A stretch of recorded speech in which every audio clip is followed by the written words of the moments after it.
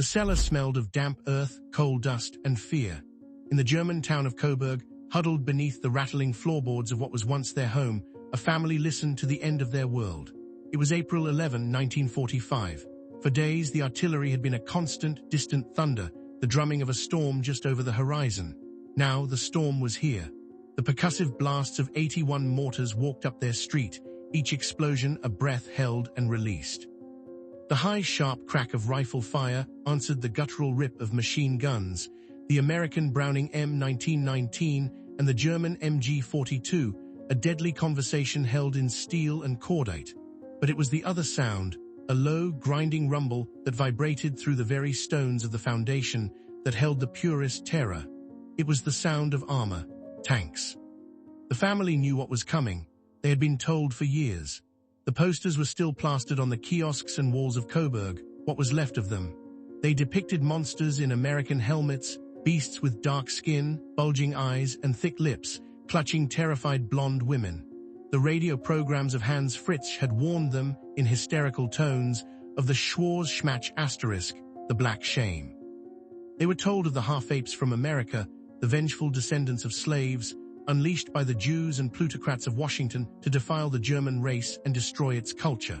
They were, Joseph Goebbels's propaganda ministry insisted, a biological weapon aimed at the heart of the Reich. Now that weapon was at their door. The grinding grew louder, punctuated by a deafening roar as a tank's main gun fired somewhere nearby, the concussion shaking dust from the ceiling beams. Then, silence. A different sound emerged, the squeak of treads on rubble, the clank of metal hatches and voices. American voices, speaking a language they didn't understand. A floorboard creaked above. Someone was in their house. The father put a protective arm around his daughter, her face buried in his coat. They waited for the inevitable, for the monster from the poster to crash down the cellar stairs. This moment, and thousands like it across a dying Reich, represented the final, violent collision of two mutually exclusive realities. One was a carefully constructed fiction, a racial ideology of absolute hierarchies and subhuman enemies, broadcast with the full power of a modern state. The other was the material fact of men and machines, of soldiers weary from months of combat, operating within a military system that both used and segregated them. The story of the African-American soldier in Germany is the story of this collision. It is a chronicle of how the complex, contradictory, and often brutal truth of human interaction dismantled a monstrous lie, not through grand pronouncements, but through the cumulative weight of small, undeniable acts of shared humanity in the ruins of a conquered nation. It demonstrates a fundamental truth of that war, that the arsenal of ideology, however potent, could ultimately be defeated by the simple, observable reality of a soldier sharing a chocolate bar with a child.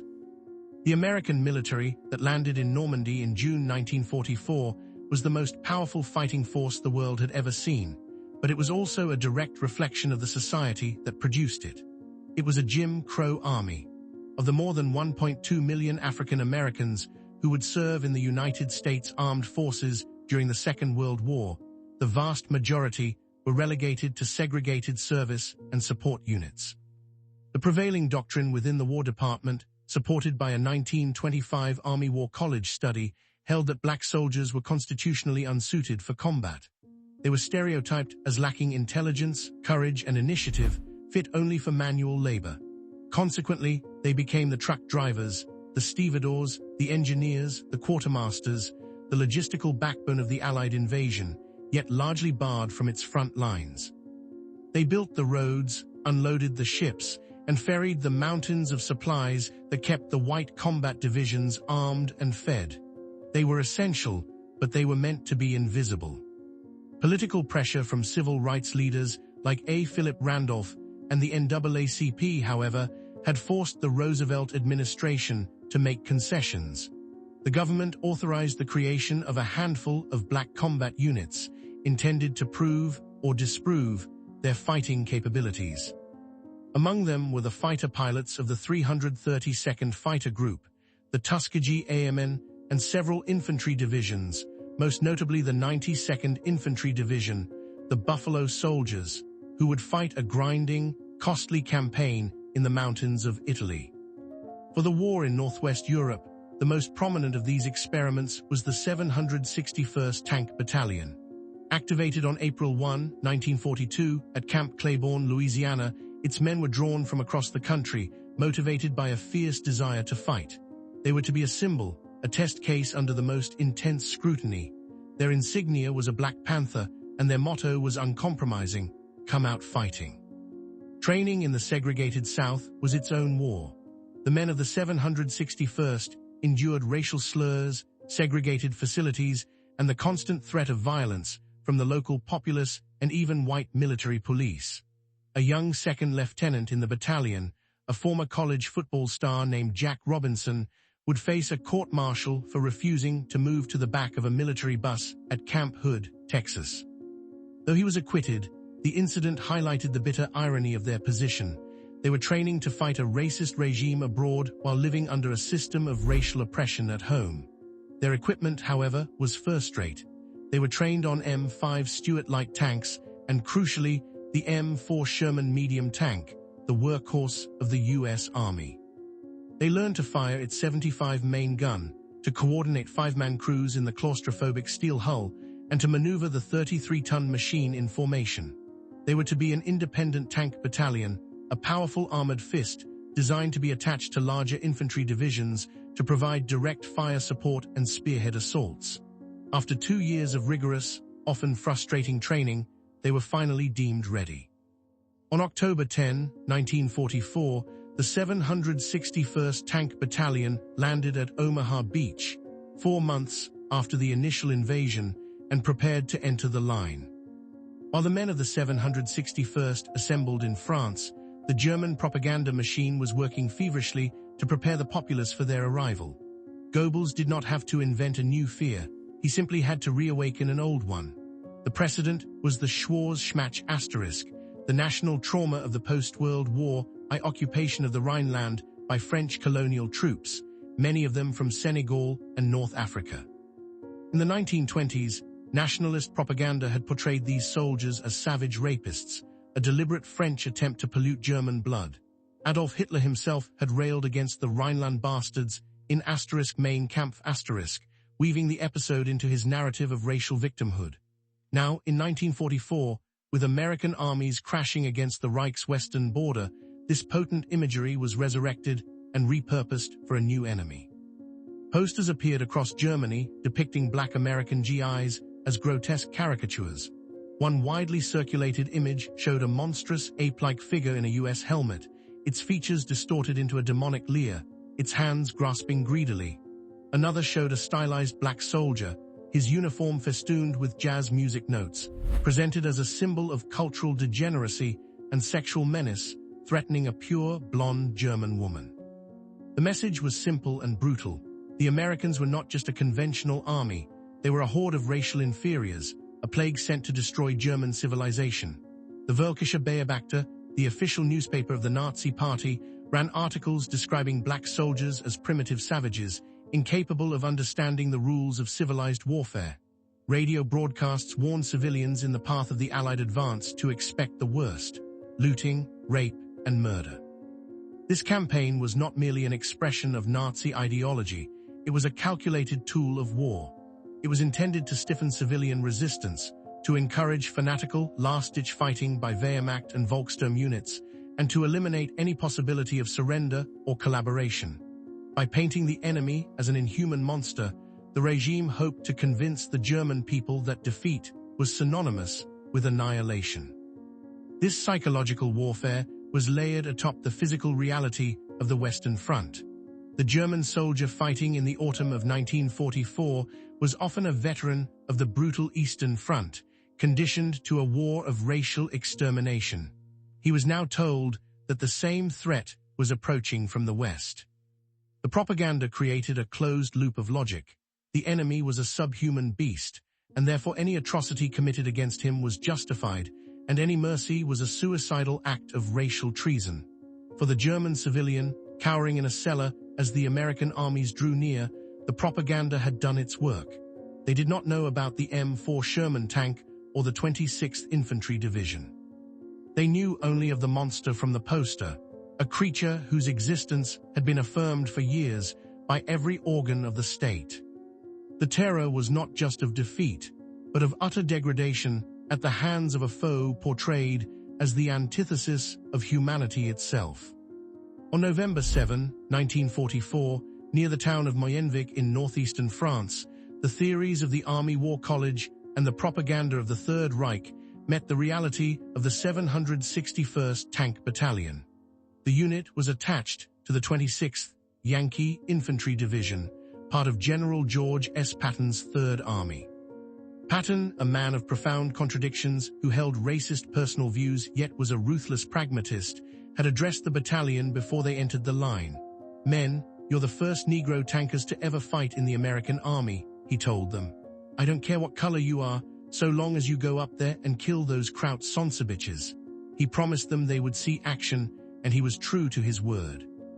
Their first objective was to break through fortified German positions that had held for weeks. The landscape was a rain-soaked, muddy hell, terrible terrain for armor. The tankers of Able, Baker, Charlie, and Dog companies rolled forward in their M4 Shermans, immediately taking heavy fire from well-concealed German 88 anti-tank guns, the bane of Allied tankers.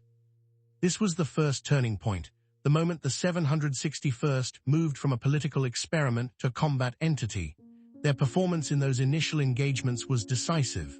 In the brutal fighting around Morville-Lesvic, they spearheaded the assault, destroying enemy machine gun nests, artillery positions, and roadblocks. One platoon leader, Lieutenant Reuben Rivers, would posthumously be awarded the Medal of Honor for his actions during this period. When his tank hit a mine, disabling it, he refused evacuation, took command of another tank, and continued to lead the attack until he was killed a few days later. The battalion's losses were heavy. The thin armor of the Sherman was no match for the high-velocity 88 gun, and the tankers developed a grim respect for the weapon they called the Uchtitcht. But they pushed forward. They learned the hard lessons of combat on the job: how to use terrain for cover, how to coordinate with infantry, how to button up under fire and rely on the narrow vision of their periscopes. The white infantrymen of the 26th Division, who had been skeptical of the black tankers, were quickly converted by their performance. In the heat of battle, doctrinal racism became a luxury few could afford. When a platoon of Shermans from the 761st arrived to blast a German machine gun nest that had pinned down an entire company of GIs, the tankers' skin color became irrelevant.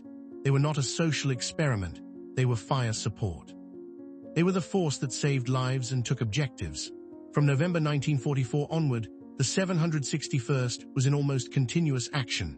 They fought through the Siegfried Line, a formidable belt of concrete pillboxes and anti-tank obstacles, and pushed toward the Saar River.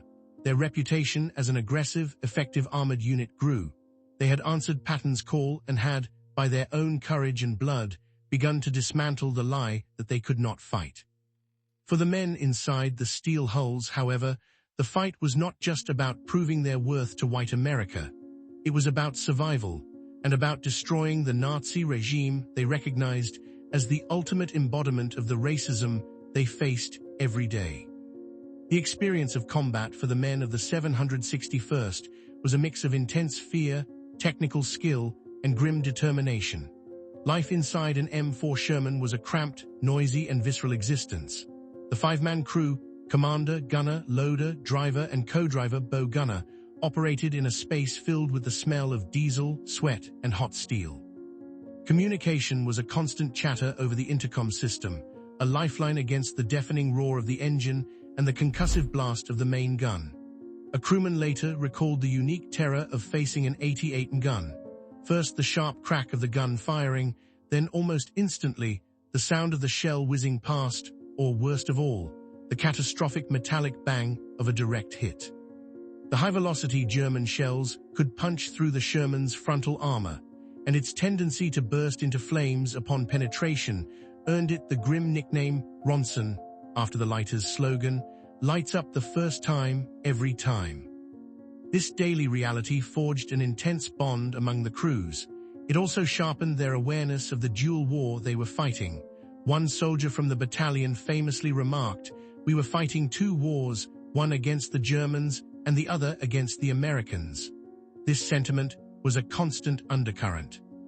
They were fighting for a country that denied them basic rights, serving in an army that housed them in separate quarters and limited their opportunities for promotion. When they were pulled back from the line for a brief rest, they returned to a segregated rear area. They were heroes at the front, but second-class citizens just a few miles back. This internal conflict gave their fight against Nazism a unique and profound meaning. They were not merely fighting a foreign enemy, they were fighting the most extreme and virulent form of the same racial hatred they had known their entire lives. Every German tank they knocked out, every pillbox they destroyed, was a blow against the ideology that deemed them inferior.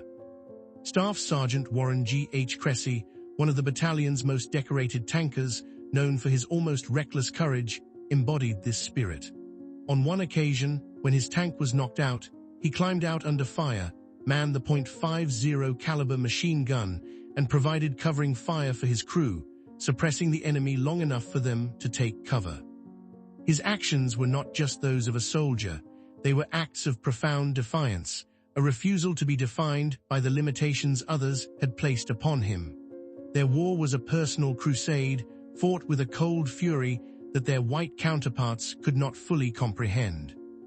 In mid-December 1944, the German war machine launched its last great offensive in the West, the Ardennes Offensive, known to the Allies as the Battle of the Bulge.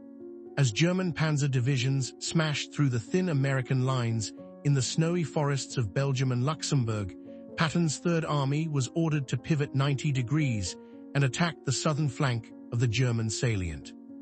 The 761st Tank Battalion, after 30 straight days of combat, was called back to the front and thrown into the desperate fighting. This became the second, and perhaps most crucial, turning point for the unit. Their performance in the Ardennes would cement their legacy and irrefutably prove their combat prowess under the most extreme conditions imaginable. The winter of 1944-45 was one of the coldest on record in Europe. The tankers operated in sub-zero temperatures, their steel machines becoming iceboxes.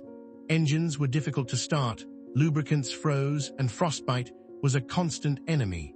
The 761st was tasked with helping to relieve the encircled 101st Airborne Division at Bastogne. They fought a series of brutal, close-quarters engagements against elements of the 15th Panzergrenadier Division and the Führer Grenadier Brigade, elite German units. In the village of Tillet, Belgium, the battalion was engaged in a ferocious, 10-day battle against entrenched German armor and infantry. The fighting was often from street to street, with the Shermans acting as mobile artillery, blasting houses and strongpoints at point-blank range. Their primary targets were the German Panther and Tiger tanks, machines far superior to the Sherman in terms of armor and firepower. The 761st tankers had to use superior numbers, clever flanking maneuvers, and sheer nerve to take them on, often needing multiple hits to score a kill, while knowing a single shell from a Tiger's 88mm gun could destroy them. Their persistence paid off.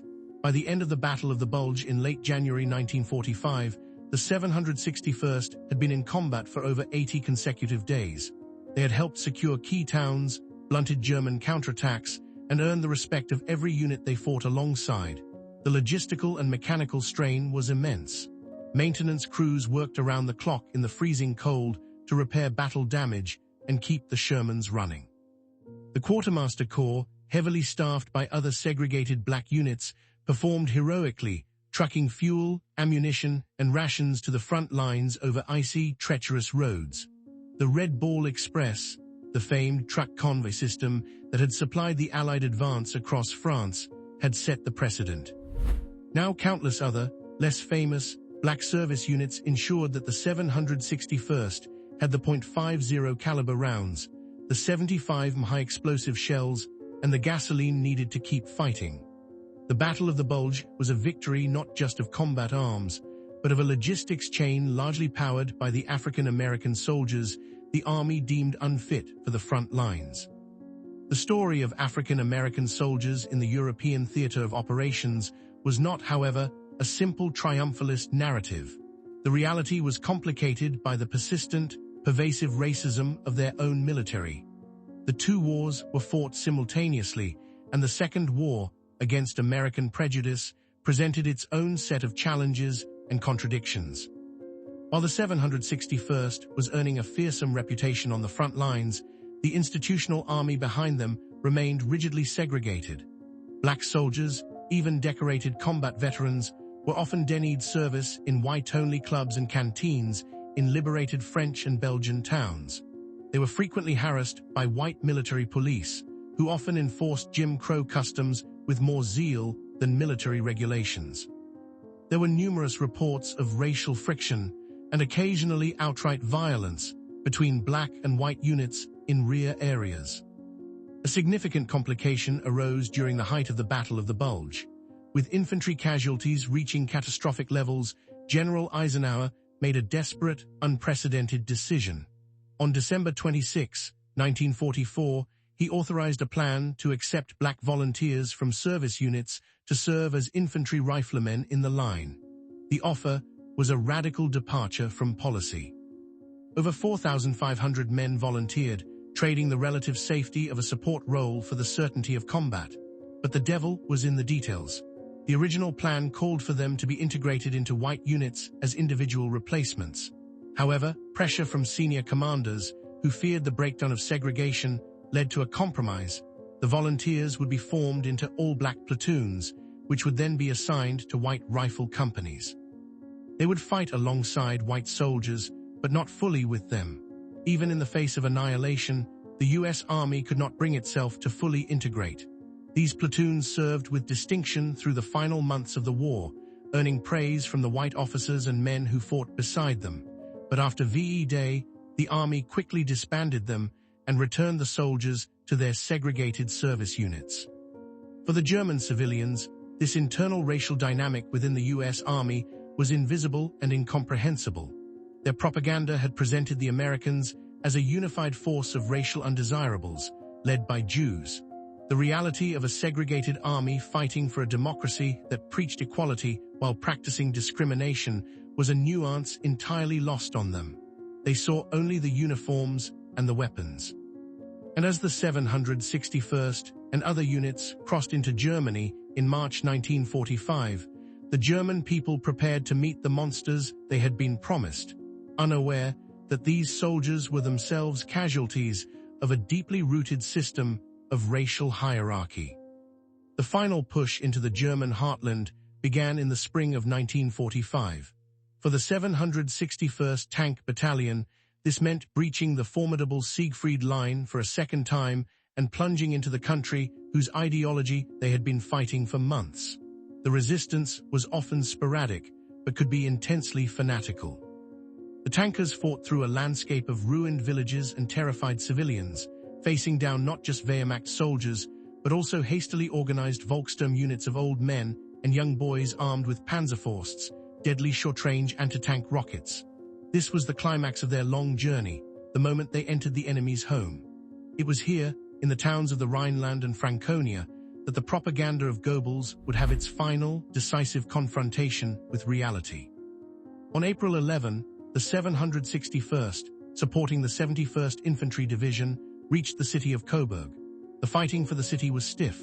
German defenders used the narrow medieval streets to their advantage, creating deadly ambushes for the American tanks. The Shermans of the 761st blasted their way through, their .50 caliber machine guns clearing snipers from rooftops and their 75 mm cannons reducing roadblocks to rubble. When the city was finally secured, the American troops began the methodical process of clearing every building. This was the third critical turning point, the moment of first contact between the black soldiers and the German civilians who had been conditioned to expect monsters. In cellars and bombed-out apartments across Coburg, families waited in silence. The sound of American voices and heavy boots grew closer. A cellar door would be thrown open, and a soldier would appear, silhouetted against the light, rifle at the ready. And the face under the helmet was black. For the German civilians, this was the moment from the posters made real. But what happened next was not what the propaganda had foretold. There was no rampage, no chaotic violence. Instead, there were disciplined soldiers, grim-faced and exhausted, methodically searching for weapons and hidden soldiers. They were not monsters, they were an army, An even more profound interaction often followed. A soldier, seeing a terrified child, might reach into his pack and pull out a D-ration, the dense, bitter chocolate bar that was part of every soldier's supplies. Or he might offer a piece of gum or a hard candy from a K-ration. It was a small gesture, almost instinctual, but its impact was immense. A monster does not offer a child chocolate. In that single, quiet transaction, the entire edifice of Nazi racial propaganda began to crumble. It could not withstand the simple, observable truth of a human act. With the unconditional surrender of Germany on May 8, 1945, the war in Europe was over. For the 761st Tank Battalion, their 183 consecutive days in combat had come to an end. They had fought through 6 countries, from the fields of France to the mountains of Austria. They were credited with inflicting thousands of casualties, capturing over 30 major towns, and liberating several small concentration camps, including Gunskirchenlager, a subcamp of Mauthausen, where they came face to face with the ultimate consequences of the ideology they had fought. Now, their role shifted from combat to occupation. Along with tens of thousands of other African American soldiers, they became part of the American force governing a defeated Germany. This period of occupation marked the 4th and final turning point in their story, as the sporadic encounters of combat gave way to the sustained, daily interactions of peace. Official U.S. policy was one of non-fraternization. American soldiers were forbidden from mingling with the German population, a rule intended to maintain discipline and punish the German people collectively. But the policy was impossible to enforce. In the shattered landscape of post-war Germany, Americans and Germans were thrown together. The GIs had food, supplies, and security. The German population was starving, with official rations in many zones dropping below 1,000 calories a day. The black soldiers, who knew hunger and poverty from their own lives back home, were often the first to bend the rules. They shared their C rations with hungry families. They organized baseball games with German children who looked on in fascination. They gave away cigarettes and coffee, items more valuable than currency in the barter economy of the time. The initial German reaction was a mixture of fear, bewilderment, and cautious curiosity. But as the days turned into weeks, the monstrous caricature from the posters was steadily replaced by the reality of the men they saw. They saw soldiers who, for the most part, behaved with a discipline and professionalism that directly contradicted the propaganda. By the end of 1945, there were over 90,000 African-American troops stationed in Germany. Their presence was a constant, visible refutation of Nazi racial theory. For the German people, it was a profound and often uncomfortable lesson. The men they had been taught to view as subhuman were now their conquerors, and in many cases, their benefactors. The relationship was complex and not without friction, but the overwhelming experience was one that demolished the Nazi myth. The humanity of the black GI could not be denied when he was standing on your street corner, sharing his rations with your neighbor's hungry child. The story of the African-American soldier in World War II, and particularly his role in the final defeat and occupation of Germany, is the ultimate proof of an unassailable thesis, that material reality will always, in the end, triumph over ideological fiction. The Nazi regime built its power on a meticulously crafted, internally consistent, and relentlessly promoted myth of racial purity and hierarchical destiny. It posited a world of supermen and subhumans, and it used this myth to justify a war of unprecedented barbarity. The African-American soldier was, according to this fiction, a biological absurdity, a tool of a degenerate enemy, a creature barely above the level of an animal. He was a monster from a poster, an abstraction designed to evoke fear and hatred. But a soldier is not an abstraction. He is a man in a uniform, carrying a rifle that weighs 9.5 pounds, living on 3,700 calories of C rations a day, and driving a 33-ton tank that consumes a gallon of gasoline every 2 miles. The 761st Tank Battalion was a material fact. Its M4 Shermans fired tangible 75mm shells that destroyed concrete pillboxes. Its crews endured 183 days of physical and mental stress. Their victory was a product of logistics, training, industrial production, and personal courage. These were things that could be measured and verified.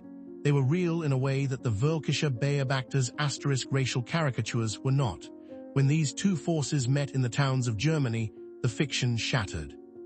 The simple, observable act of a black soldier behaving like any other soldier, weary, professional, sometimes kind, was more powerful than a decade of Goebbels's speeches. It replaced a lie with a fact. The men of the 761st and the hundreds of thousands of other black GIs returned home not to a grateful nation, but to the same segregated society they had left. The two wars continued. The Presidential Unit Citation for the 761st Extraordinary Heroism was not awarded during the war or after. It would take 33 years, finally being bestowed by President Jimmy Carter in 1978.